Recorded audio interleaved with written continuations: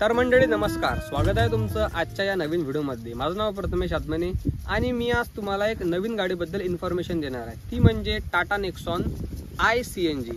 Bharat mobility expo 2024 Delhi येथे या 2-4 दिवसांनी भरलेलं होतं। तर त्यामध्ये अनेक जे ब्रँड्स आहेत जसं टाटा, महिंद्रा, म्हणजे अनेक जेवढे पण ब्रँड आहेत ऑटोमोबाईल इंडस्ट्रीमधले, यामाहा झालं, हिरो झालं, यांनी आपापल्या ज्या गाड्या आहेत 4 व्हीलर 2 व्हीलर सगळ्या त्या ठिकाणी प्रदर्शित करण्यासाठी आणल्या होत्या। तर टाटानं त्यांची नेक्सॉन iCNG म्हणजे नेक्सॉन CNG मध्ये पण आणलेली आहे। तर नेक्सॉन CNG मध्ये आणली तर त्या गाडीचं नाव ठेवलेलं आहे नेक्सॉन iCNG। या गाडीमध्ये आपल्याला 2 सिलेंडर टेक्नॉलॉजी मिळणार आहे। म्हणजे आता विषय कसा आहे माहिती आहे का, की आता जे CNG किट आहे तर CNG किटमुळे बूटमध्ये काहीच जागा आपल्याला भेटत नव्हती पहिले। कारण आता आपण जेवढा पण आता गाड्या पाहतो तर CNG किटमध्ये अजिबात बूटमध्ये स्पेसच भेटत नाही। ते 2 सिलेंडर असो का 3 सिलेंडर असो का सिंगल सिलेंडर असो, बूटमध्ये स्पेस भेटतच नाही। पण या टाटा नेक्सॉनमध्ये आपल्याला जे CNG किट आहे त्याची ॲडजस्टमेंट अशा प्रकारे करण्यात आलेली आहे की आपल्याला प्रॉपर पूर्ण बूट वापरायला भेटणार आहे। आणि त्याच्यासोबतच त्यांना जे स्पेअर व्हील आहे, म्हणजे आपल्या गाडीचं एक्स्ट्रा व्हील राहील, समजा कुठं पंक्चर झाली गाडी काय झालं तर त्याची अरेंजमेंट खालच्या साईडनं केलेली आहे। तर अशा प्रकारे ही आहे टाटाची नेक्सॉन iCNG। तर तुम्हाला कमेंटमध्ये सांगा नक्की कशी वाटली। तर मंडळी हा एक नवीन गाडी आहे, नवीन म्हणजे कलर वगैरे म्हणजे डायमेन्शन तर सारखेच आहेत, फक्त जे नेक्सॉनची किट आहे ते आपल्याला टर्बो इंजिन सोबत भेटणार आहे।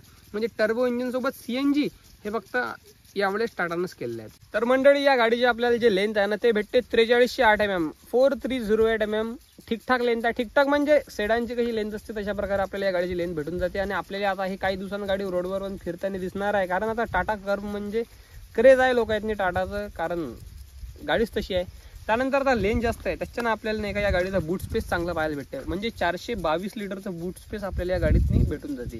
तर अशा प्रकारे आहे टाटा कर्व। आणि मागच्या साईडनं टाटा कर्वची बॅजिंग ती भेटून जाते।